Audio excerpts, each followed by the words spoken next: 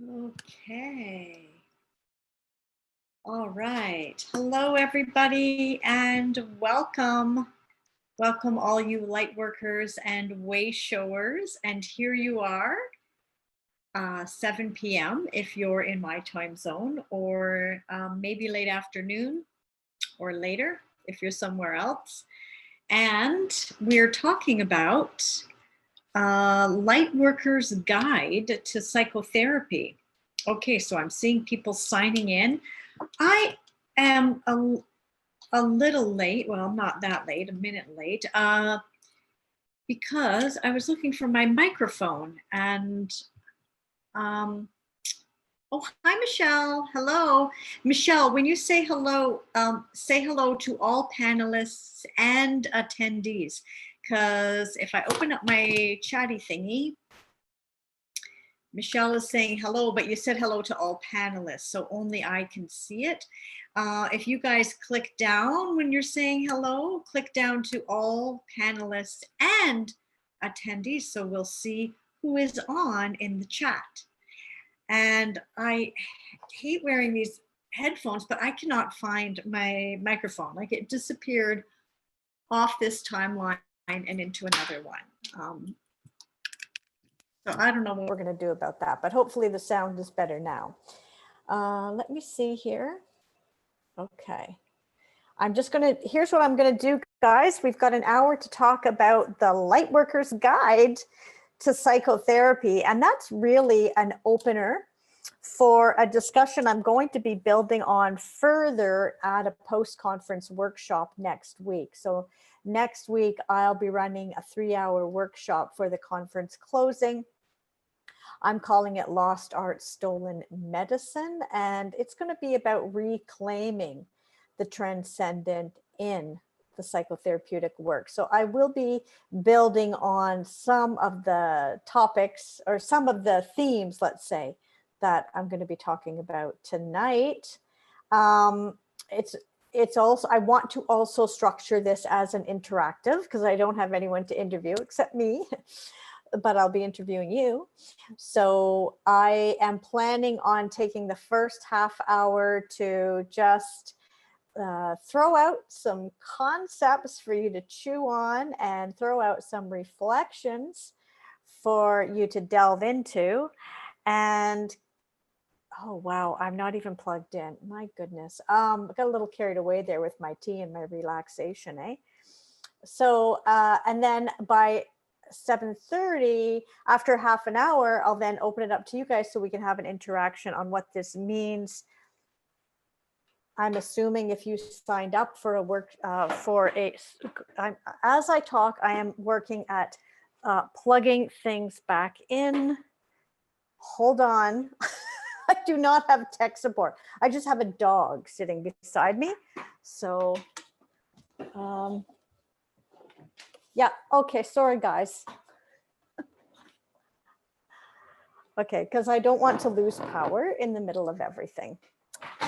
I'm assuming that since you signed up for and you're live streaming now with a bunch of light workers, that you yourself are one, or you are super interested in the idea of lighting up the planet.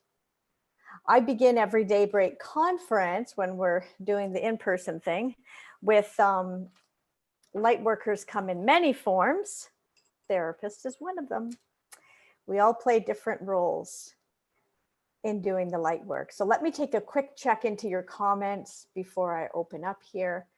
Not your comments, but your chats. Okay, good. Okay, cross the country.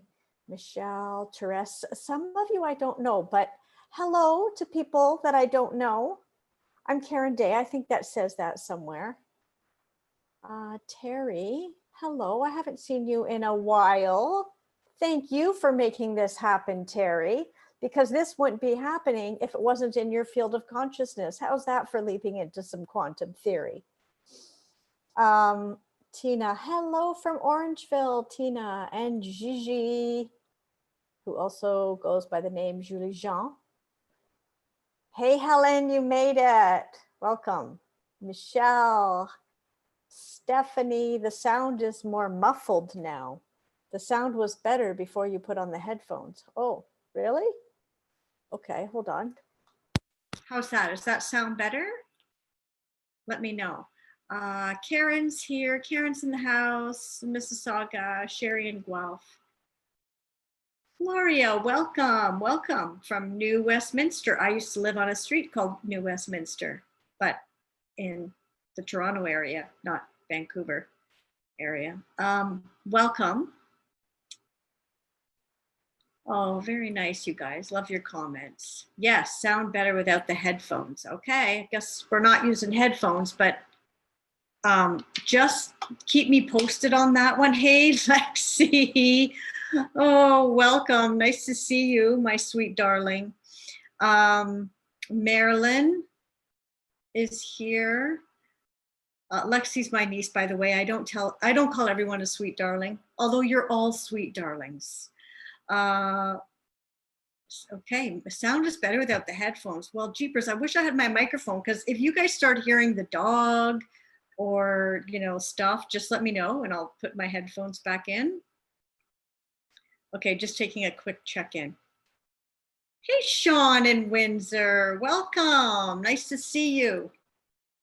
And Jane, oh, some of you I haven't talked to in a long, and Janice. Okay, I better actually get on with my, Kathleen, you made it. Okay, boy, record time. And Jean-Claude, okay.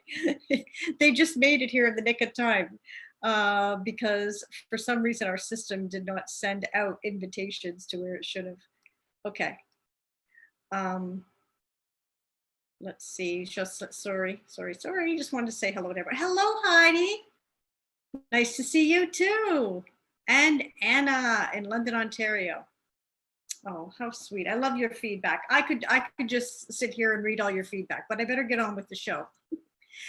So for those of you who were part of or tuning in to Phil's workshop or interview that preceded mine, we started to discuss the topic, shall we say, of transcendence and what the spirit of transcendence is when we're doing our healing work.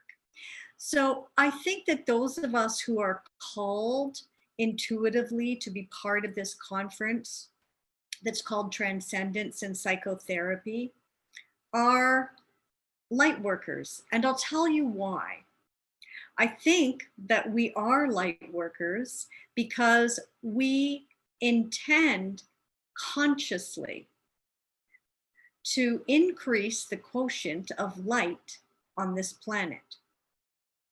Meaning that while many human beings and sentient beings are involved in raising the quotient of light on this planet,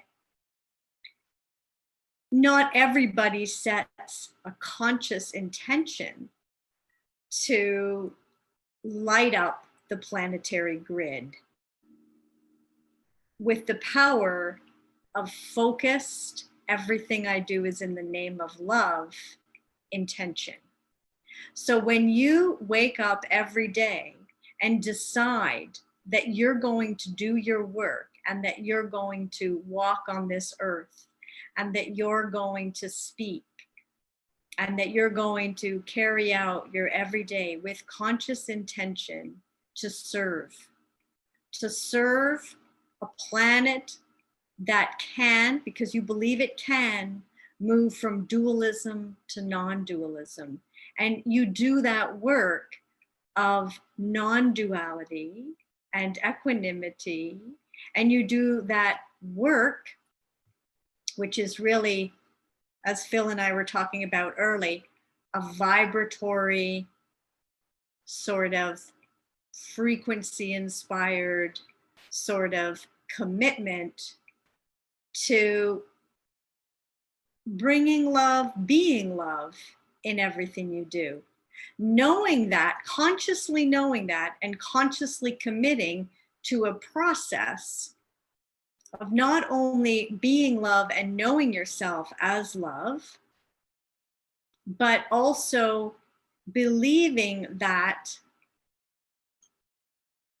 all healing is within that vibratory field of love, and that you have the power to be an activator of that vibratory field of love, which Phil was in the little interview we did before, that you are powerful enough to be an initiator, an activator that lights up, that others are also powerful activators.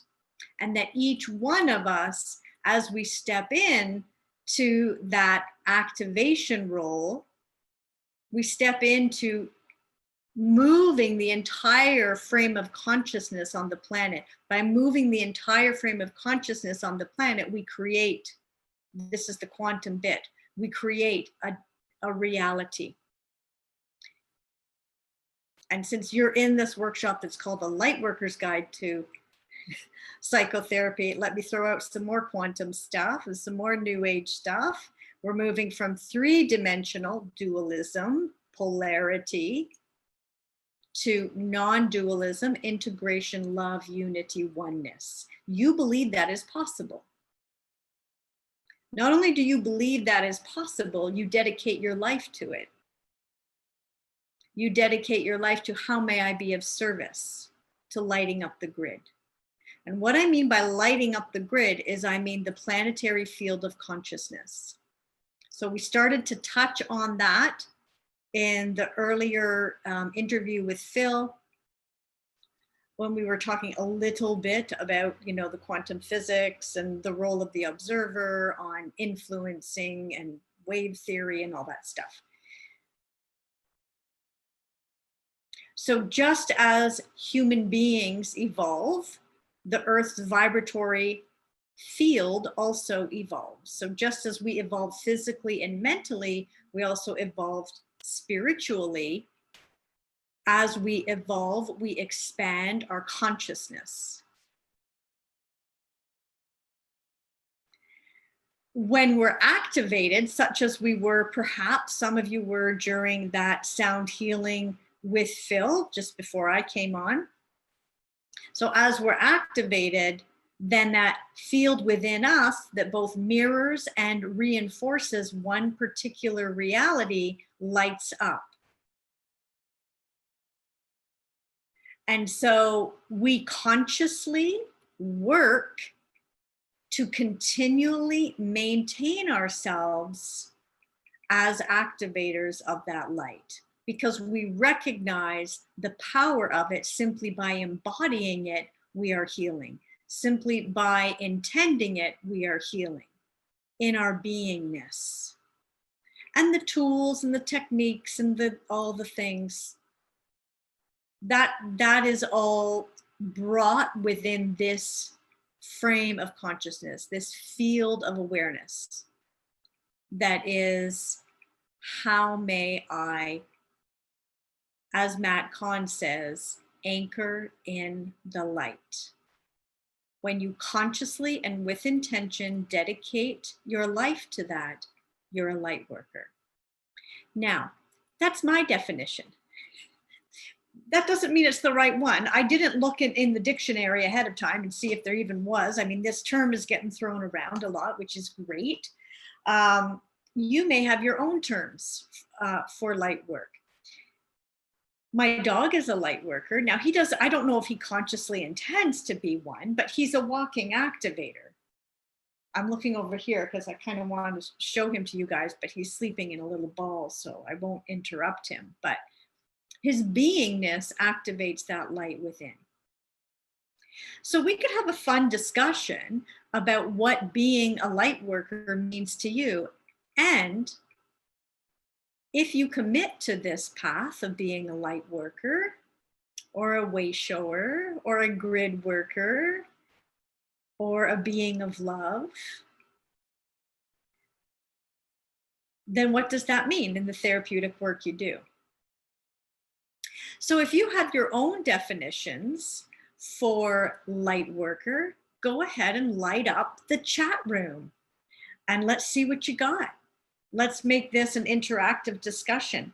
I have some notes that I want to go over in terms of just getting you to reflect on if you want to Continue on this path, expand it out, be more conscious about your activation work. So I'm going to talk for a little bit about that, and then we'll get into an interactive. Please feel free, if when you saw the title, Lightworker's Guide to Psychotherapy, please feel free to send me a Q&A through the Q&A section, or to raise your hand. I can bring you up on screen if you raise your hand. Only I see the Q&A section. So if you want to ask anything that is confidential, you can ask it in the Q&A. And if you want to everyone else to, if you don't mind other people seeing your question, you can put it into the chats. Okay. Hi, Judy, just seeing here. All right. So let me look at my, I'm looking down for a bit to look at my notes.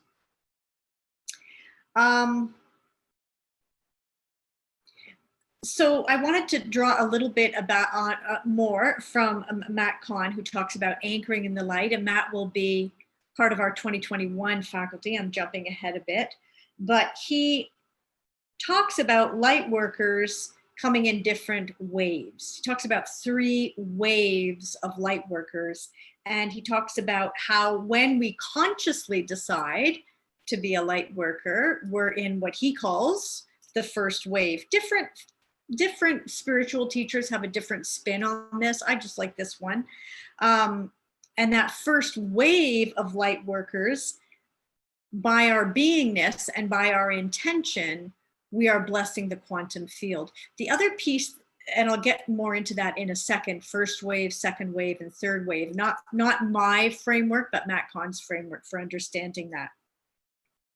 He says that the one question you can ask to bless the quantum field, so we're raising our own vibration, and by doing that, automatically that resonates out because we are the field. So the field reflects and the field is reinforced by our intentions, whether they're low and tight and dualistic, or whether they're open and expansive.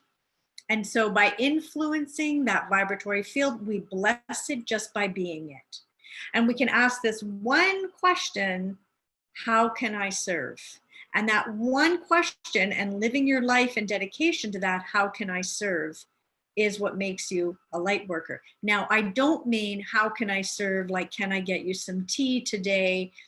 Can I enable you today? Hey, feel free to walk all over me. I'm a doormat. How can I serve you? No, I don't mean that. I don't mean serving yourself up as narcissistic supply. By how may I serve, the intention behind that is how may I serve, raising the planetary frequency, lighting up the grid. And my belief, and in the Lightworker community belief, and many have written about this, there is an actual grid. There are different realities that have different grids of consciousness lined up with them. Now, this is getting a little quantum, but stay with me, guys. So it's that idea that many different realities hang in superposition, awaiting the observer to influence. Now, we are the change we've been waiting for. And when the more of us and the more of us and the more of us that consciously ask the question, how may I serve to increase, to raise up the vibration to a timeline and to a reality that's on a grid, that's on a framework of consciousness that is love and unity and oneness. I believe that's possible because I'm a light worker and I know how powerful I am. And so because I believe that, I'm observing that. And because I observe that, that then loops me into intending more of that. And because I intend that, I embody that. And because I embody that, love, unity, the consciousness of love, because I embody that, that's how I serve. So I don't have to go and make anyone tea. I don't have to do anything special. I'm just a walking, talking activator. You know, as Thich Nhat Hanh said, it's peace in every step. The wording that I'm using may sound a little different than the teachings of Thich Nhat Hanh and mindfulness teachers and Buddhists and mystics through the ages, but it's the same thing. And so those mindfulness principles, everything that Jon Kabat-Zinn wrote about, non-striving, beginner's mind, presence, non-judgment, those are Lightworker tools, because that is the consciousness raising process. The consciousness raising process is seeing and being in your life, committed to your life being that activator for unity consciousness. And so everything that goes on in your life, good, bad, sad, is an opportunity to activate the grid. Everything that goes on in your life, mad, bad, sad, good, whatever the mind wants to label it as, is an opportunity to evolve consciousness. But you need to do it through your dense, often dense, we're going to call it 3-dimensional reality. There's no other way to do that. You can't just skip over. You can't just say, yeah, I'm going to be love and light today. So, you know, I'll take Phil's example as he was sharing with us in the pre-conference interview a couple hours ago. In his experience with MS. You can't just say, oh, jeepers, I got that heavy duty diagnosis, so I'm going to be all love and light. Right? That's what people call the spiritual bypass. That's not the point. That doesn't elevate the grid. That doesn't elevate consciousness, because you haven't had the opportunity yet to elevate your own consciousness. By asking the darkness, asking the pain, how may I serve you? When you ask that question from a light worker's perspective, what you're really asking is, how may love bless you today? How may everything come and be received with the observer as love? Everything. And as you do that, you heal, not just yourself, because it's not about you. You heal everything in your awareness, which is your reality, which is collective consciousness, because we're all one. So we'll get into how you can decide right now, and most of you already have, I'm sure, to make that commitment, whether you want to call it I am a light worker, or whether you want to call it I am committed to, as I know some of you are on this call, to planetary ascension, or I'm committed to my number one priority being the elevation of consciousness on this planet. So we can look into some of, I don't even want to say tools, but some of the points of reference for you once you make that commitment. What else did I want to talk about before I get into some of the principles and experimentals? Just going to check here and see, should I or should I not?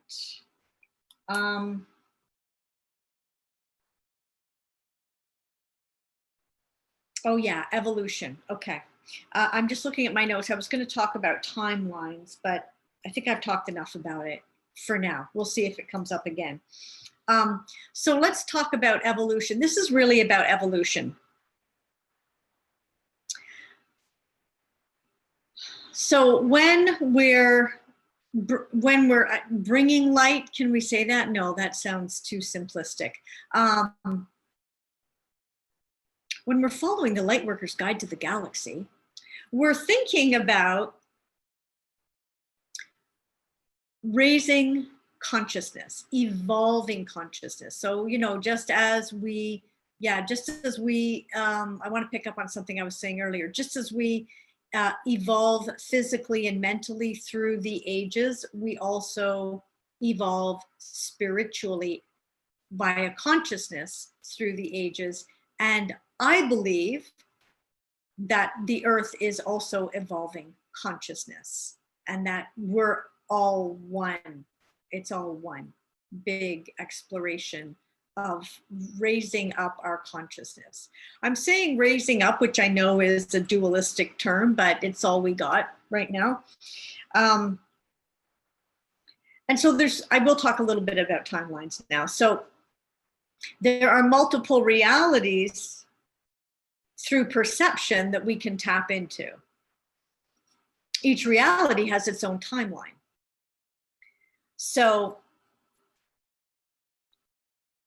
Phil, who you met, or some of you met, who were in the workshop, the interview at 4 o'clock, it just got me thinking, and that's why I'm using it as an example.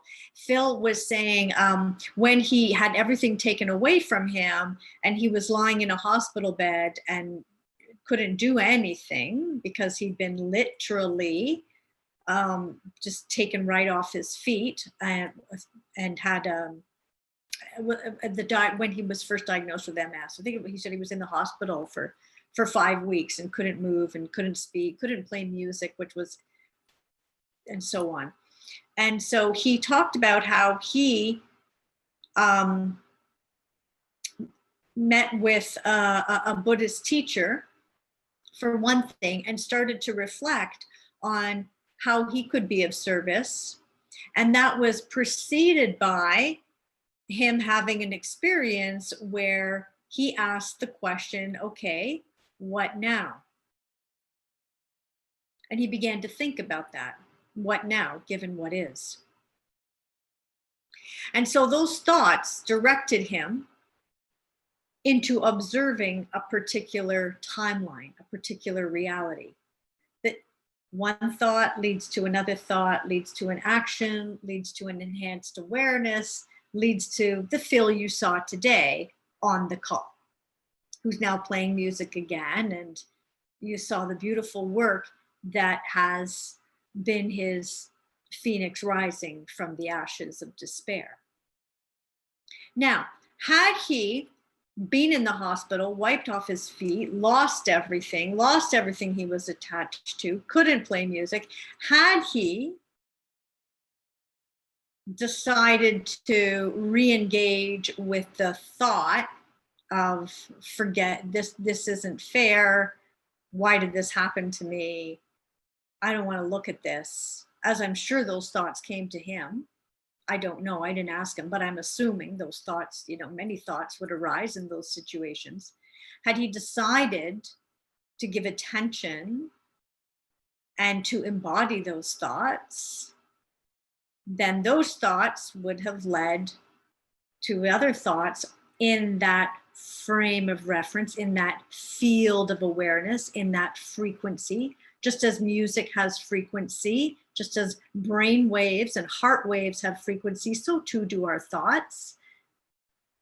And so in that field of awareness, in that frequency, those thoughts would have connected him into a timeline. You would have seen a very different Phil. Very different timeline, very different reality. And so we, as light workers, are super interested with the timeline and the reality that evolves our consciousness. Evolves our consciousness so that our life can be a reflection of and an offering to the divine, a reflection of and an offering to everything returning to love. And when we're committed to that evolution, that's a very natural, spiritual, organic evolution of the species. We are hanging in between two timelines right now, a natural, organic evolution of consciousness or an inorganic, and these are happening at the same time right now. They're happening at the same time. An inorganic, artificial progress to humanity evolution, whereby you are seen as a unit of production. You are a unit of efficiency. And so if you look at technological advances, which are claimed as being in service to our evolution, they're really in service to a non-organic evolution of the human being as a unit of efficiency. The human being as a unit of service to a three-dimensional matrix reality duality.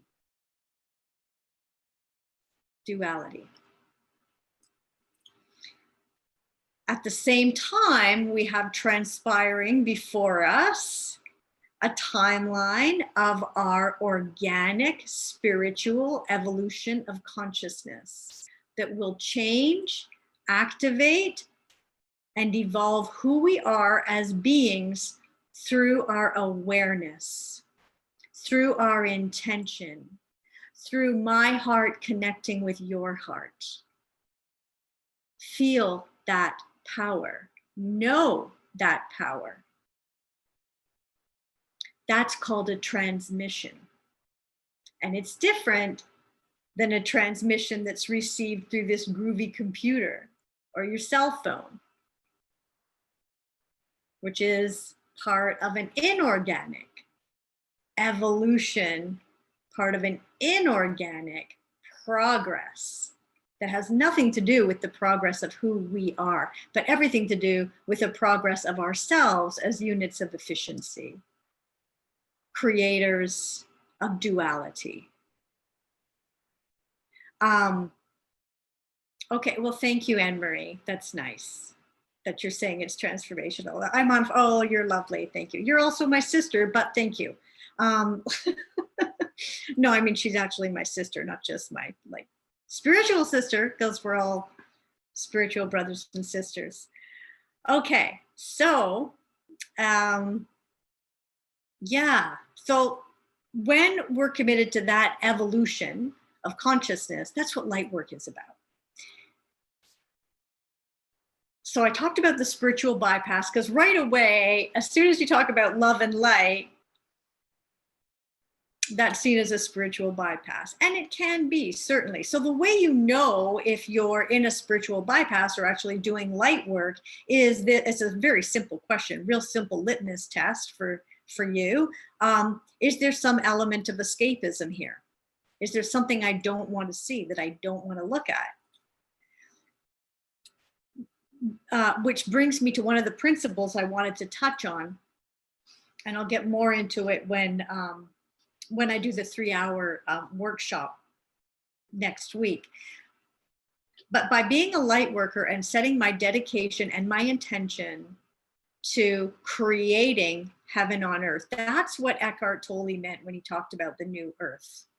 And this is what I think is the new Earth Psychotherapy, is that the work we do is not outside of a conscious creation of a new earth that puts love first.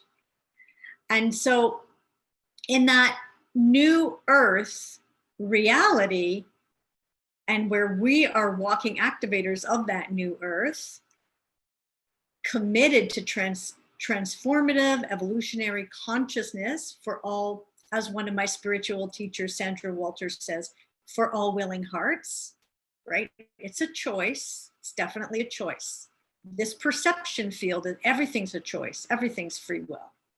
But for all willing hearts, one of the guiding principles that you can start to adopt today, and I'm sure you already are, is that you want to recognize to alchemize. That's how you'll avoid the whole spiritual bypassing thing.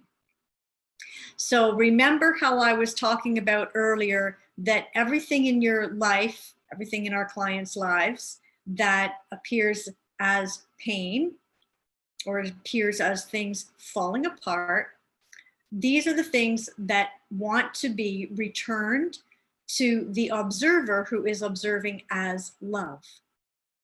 So you recognize the MS or the pain or the dark night of the soul or the pattern that what you just keep repeating over and over again, or that thing where things seem so unfair and haven't I done enough spiritual work, and gosh, I've done a lot of inner child stuff, and why is this still coming up, and how come I keep doing that thing? All of it, all of it, all of it, all of it, all of it. You're meant to recognize it and hold it in the light as love. It can stay around as long as it wants to. That's not your job to worry about. Your job is to activate love, to hold it, to ask, my beloved, how may I serve thee? How can love hold thee? No rush for you to go anywhere. You show me. You show me what you want to show me. I'm not interested in you leaving my perceptual field. And when you're ready, you return to source. Because if it's pain, it's meant to be recognized. And if it's a narrative attached to the pain, then what was I going to say there about alchemizing it? It's an opportunity for alchemizing. It's an opportunity to hold so that you can integrate. You might be integrating for an inner child. You might be integrating for your ancestors. You might be integrating for a past life. You might be picking up something in universal consciousness that you're integrating. But you've chosen to be a light worker. So you're integrating it. Now that might be crying. That might be recognizing patterns. That might be loving those patterns until they feel safe enough to return to their original source. That's what I was going to say. Because even though they're painful, if they're playing out into a narrative or a life theme, they're a distortion. So pain is not meant to be a life theme or a narrative. And if it is, that's a distortion in your perceptual field because you haven't loved the thing enough. You haven't held it in the light enough as a light worker. And so that's the light worker's path, is to recognize, to alchemize. Oh, I'm being triggered right now. What's my number one priority? Is my number one priority to explain myself as a unit of efficiency for why I didn't do that thing or the other thing? Or do I choose to revolutionize life on this planet? Do I choose to create and light up the planetary grid? Everything I do is in the name of activating hearts and minds. So from that perspective, how about plot change?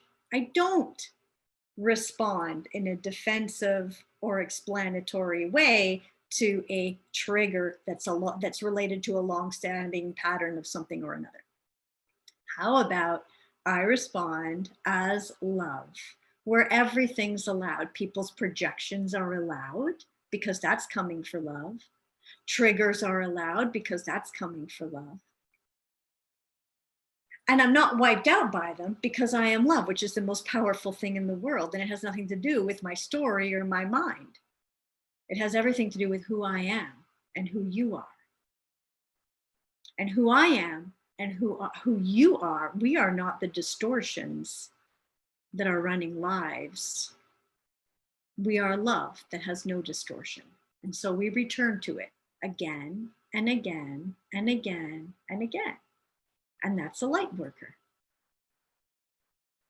So recognize to alchemize is one of the principles I'd love for you guys to think about. Yeah, okay, I'm glad you like that, Naomi. Thank you. Oh, good, you're starting to ask questions. Is there something else I want?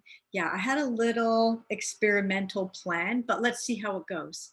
I want to get to your questions. Heidi, I think that our essence can be transmitted through these inorganic devices. Yeah, I'm using one right now, Heidi? Can't trash it out completely, right? I mean, it's right here beside me. So yes, our essence can be transmitted through these inorganic devices we call cell phones and tablets. I am assuming that you are saying this. They are the vehicles the function precedes the form. Yeah. So you know what? I see what you're saying there. That they can, I think what you're saying, Heidi, is that these devices can be transformed through our consciousness and through my intention. So I'll give you an example. Like, I don't know if you guys know, but like there's, apparently there's an election tonight. And the only reason I know that is because, I have other people living in the house, but I haven't had a television since 2012. I have not watched TV since 2012. I recently deactivated most of my Facebook activity, except I have a business page and there's a professional page anyway. But I have consciously decided that since all beings on the planet are getting antsy tonight and over the next little while, that I am not going to play in that realm. I've signed out of Facebook. I'm not going on to social media for a while until I'm guided, until I get the intuitive window to go back on. And my intention is to use this technology, this computer here in front of me and that cell phone over there, to use that to raise the light. So that's not the wrong choice or the good choice or this choice, because everyone's got their own path, their own lane of light work to do. Speaking of lanes of light work, I forgot to pick up on something I was saying earlier. Matt Kahn talked about 3 waves of light worker. And Anne-Marie, if you're still on the call, correct me, because I'm going on memory here. And I know you're like an expert in his stuff.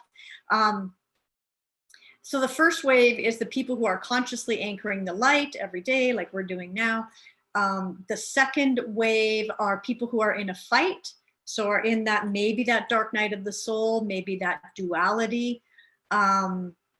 And they're wanting to transmute to peace, and they're still in a fight. And the old Einstein quote that nothing of one energy can't solve it in the energy that it was created, all that good stuff. And then the third wave of light workers are the people caught in addictions, in what Gabor Mate called the realm of the hungry ghost, that cycle of samsara, where we're not necessarily, you may not be chemically addicted, but we're imprisoned by habituated reflexive tendencies that are related to attachment to the externals, to needing validation, to seeing our power on the external. And we're all light workers, because from a spiritual perspective, we are the light. And so in those 3 waves, there's just different places upon the evolution, the consciousness evolution of intention. Yeah, so I don't know why I just raised that, but there it is. Okay. Naomi, can you touch on boundaries with people who are not operating from love? Yeah, if anybody else wants to take this too, feel free at this point, because that's like a huge question. So if anything's coming to you guys, if someone else is meant to like respond to Naomi, she's asking, what about boundaries with people who are not operating from love? Okay, Naomi, here's the thing that's coming to mind right now is 2 primary pathways are presented to us at all times when we're light workers. So that is show me and I choose. Show me and I choose. Sometimes as a light worker, I'm going to want to say to the light, I surrender to thee, show me. I've tried all my egoic ways of clinging to things. I'm done. You show me. My beloved, show me. So there will be days, there will be times, there will be moments when you breathe in, show me. And so when you're in the presence of someone who is not operating from love, you might choose that pathway, show me. I embody and anchor in the light, show me. Light, show me. how to respond as a light worker. Or it might be, you might have a choice point here. And so it might not be the show me pathway, but it might be the light imbued I choose pathway. So you breathe into your power and feel it. You might want to put your hand over your heart and relax your shoulders. You might want to breathe in and feel and affirm, I am. I am that I am. I am the king as I am. I am. Or there may be some other words that help you recalibrate, realign, center as the powerful being you are. And now choose. Choose in the name of light. And I know you, Naomi, you're not going to choose from egoic structures. You're going to choose in the name of light. So in the interest of light is how you respond to the person not operating from love. Now, the person not operating from love, if that person is appearing in various forms over and over again in your life, that may be a pattern that this person or these people not operating in love are bringing to you, a pattern for you to recognize, to alchemize through the light. So this may be a mirror that you're seeing. So it depends on what the context is in terms of what your response would be. But definitely boundaries are a thing. Boundaries are important. Did I hear one worker say? I was listening to a podcast with a person. You know, I just find these things on YouTube, you know. Do you guys do that? One thing leads to another thing, leads to another thing. Now I'm trying to remember the name of this person. But anyway, there's a podcast called Soulology, and this person was on that podcast, but I can't remember her name. Hold on. Anyway, it'll come to me. And she said, I no longer participate. These aren't the exact words, but it's something like this. I no longer participate with egoic attachments. I no longer pay them any attention. Right? Then she talks about how she just like, so she says, forgive me when I won't engage with yours either. I don't do that. That's boundary. I don't do that. It's not my game.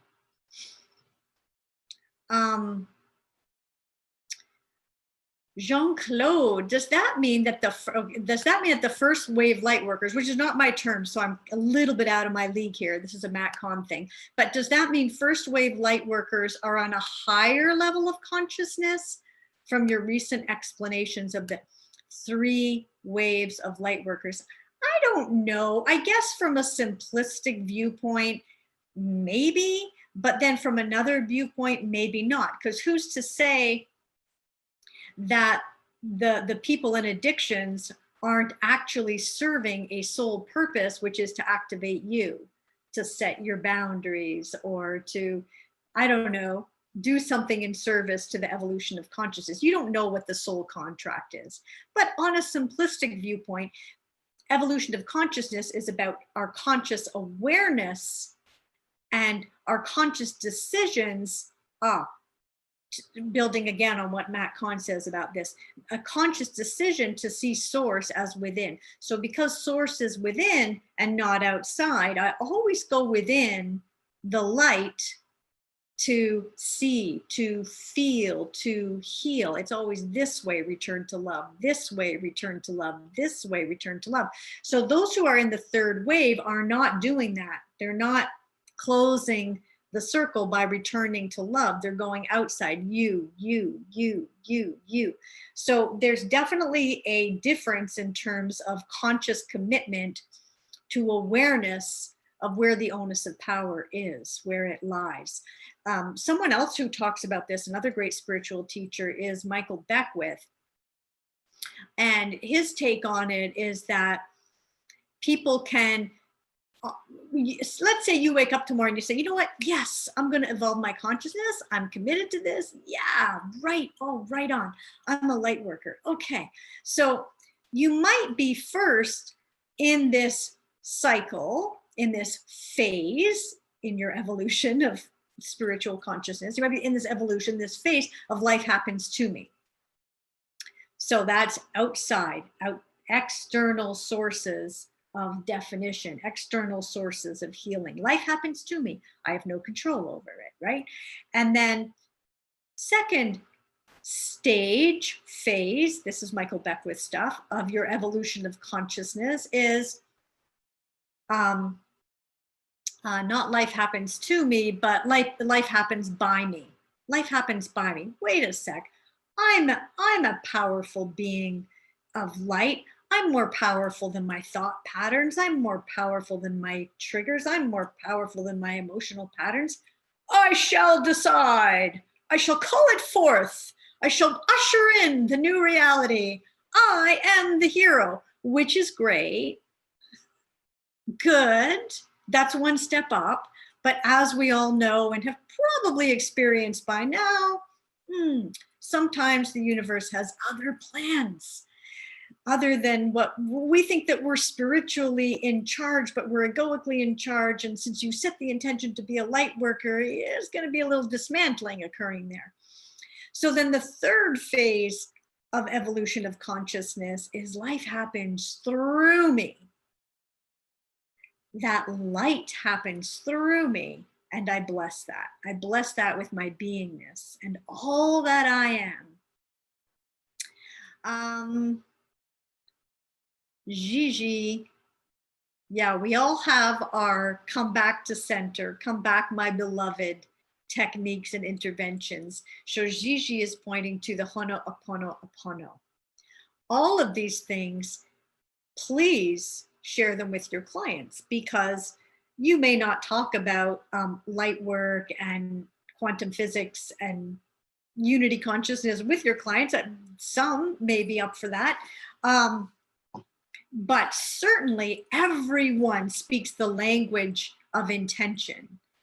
And certainly everyone at their core wants to evolve, I think. That may be debatable. And so these tools that can help return to center, return to love when dragged off by a thought pattern, like as Gigi's saying, the Ho'oponopono. These are great. Okay, just want to take a quick look here.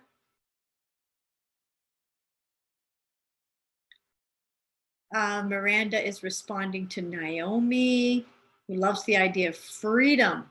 Oh, that was the question about boundaries. I can only be free when I allow others to be free. Yes, beautiful. Thank you, Miranda. They can respond however they wish. They're free. And I also can respond from my own space, because you're a free sovereign being. Yes, beautiful. Sometimes that means changing who I'm around. Sometimes that means working on the darkness, pain inside. That gets triggered by the other. That's okay too. That's all great stuff. The perspective of planting seeds of love and moving along is helpful and important to me at times. Yes, thank you. Beautiful. Gigi's sharing the Ho'oponopono. Yeah, good. Sherry's saying, in respect to boundaries, I imagine containing love, sharing love, but my energy of love is not something that is to be stolen and misused. This is the intention and boundary, I imagine. Okay, good point, Sherry. Now we're getting into like, yeah. Okay, so that's right. Well, no one can steal that energy from you, but I know what you're saying, Sherry. That, Anne-Marie, if you're still on, can you comment on this? Because I know that you have something important to say about this. Because Anne-Marie talked, who is my sister and I were talking about these concepts, and she was saying that, what's the term you used, Anne-Marie? that there are people who are soul murderers. Like there is evil in the world for sure, which is the constant turning away from love and seeking out destruction for power. Like that does exist. And it's a timeline, it's a reality, it's here, it's here. Now, so there are people who are like, they are soul murderers. Sometimes they're doing that consciously, sometimes unconsciously. But what it is that we all seek the light. We all seek the light. And so, you know, like that metaphor of a moth to light or moth to flame. So the stronger your vibratory field goes out when you really commit to this frame of consciousness, this light work, Sherry, you will have people finding you and pooing out their stuff on you. That's awesome, okay? Now, here's the thing. That's part of you evolving your consciousness so that you can recognize it, that they're seeking you out. You can put up those boundaries, and don't forget the alchemizing piece, that if you're seeing it a lot, it's because there's something in you that needs to heal. That doesn't mean that you're doing your healing work for them. They got to do their own healing work. And so, yeah, that does mean setting up boundaries. And boundaries might look like just, you know, ignoring, non-responsive, you know, it can look 100 different ways. But all I do want to caution people, not even caution, but just get you to reflect on, if you're seeing that a lot, because sometimes that happens when you first start to really consciously and with intention shine your light, that people will come out of the woodwork to, whether they're doing it consciously or unconsciously, there is a takedown. There is a takedown that will occur. It will feel like a takedown. You'll know it because it will feel like a takedown. It will feel like you're given the opportunity to close down shop in terms of all this light work trash. And you're going to want to lash out, and you're going to get demoralized, and you're going to get disillusioned. Okay, so I'm only telling you this because I know it personally, and that everyone I've talked to who's real serious about this path, they've also experienced it. And it's a weird thing, and I can't explain it, but there is a malicious attempt to take you out. I don't know where it comes from, but I believe that it's a sacred baptism by fire for you to recognize and anchor in the light, baby, anchor in the light.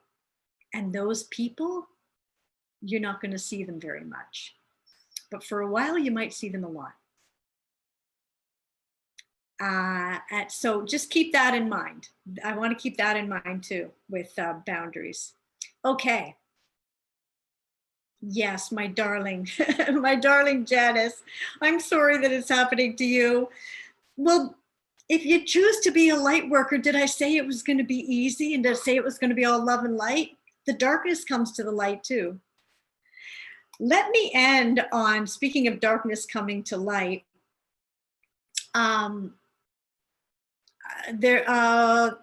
okay, there's a colleague, I don't know if she's on the call right now, I don't think she is, she's not on, who was talking about, and I shared this in the mastermind group, but I'll share it again. She was talking about, she was at an ayahuasca ceremony, and someone at the ayahuasca ceremony, during ceremony, began to freak out, like really lose it. I won't give too many details because I don't want to like break confidentiality accidentally. So all I will say is that the other people in the circle gathered around her and began in their own way to shine light and to just send love. There was a particular mantra that they were repeating, to send love. And my colleague, who shall remain unnamed at this time, she consciously anchored in the light and sent it. And because she was she was with the medicine of ayahuasca, she could see through the veil. So she could see the dark beings that were surrounding that person who was freaking out. And as the group shone their light and sent the mantra, to this person in the ayahuasca circle. She watched all of them bow down. And she watched the ringleader of the dark ones. You know, I'm using kind of freaky supernatural language here, but thought forms can look like forms. Energy forms can look like forms. It's all energy. And she watched them leave because they're powerless with light. They're powerless without observation. So dark energy, we like to call it evil and stuff. And it can look evil for sure. It can look like destruction for sure. But darkness is really just a turning away from the light. It's all that which is not. It's distortion. What is love. What is light. And so any distortion only becomes real and only becomes powerful when what? When we observe it. When we also turn away from the light, and then we build, and then we add to the pile. So there's a little pile of darkness and we like, oh, what's that over there? I'm going to go look over here. I'm going to expand it out. That's called a distortion. So when you're a light worker, you consciously decide where you're going to give your power, which is your observation. And then the things you see with your eyes will transform before your eyes. Okay, so we're going to talk next week about we're going to talk next week about how to do that work and some more tools, like concrete tools sort of, in the psychotherapy process. Lexi's just adding here that I find that people who have not been able to face their own pain tend to lash out at those who have found their own light because they have not found what they see in you, and it hurts them. So they get very angry. Right. So they're caught in that third wave of light workers. They want to evolve. And we see a lot of these people in our practice, right? They want to evolve and they're trapped in samsara. They're trapped in addictions because they're attached to an external view of their power.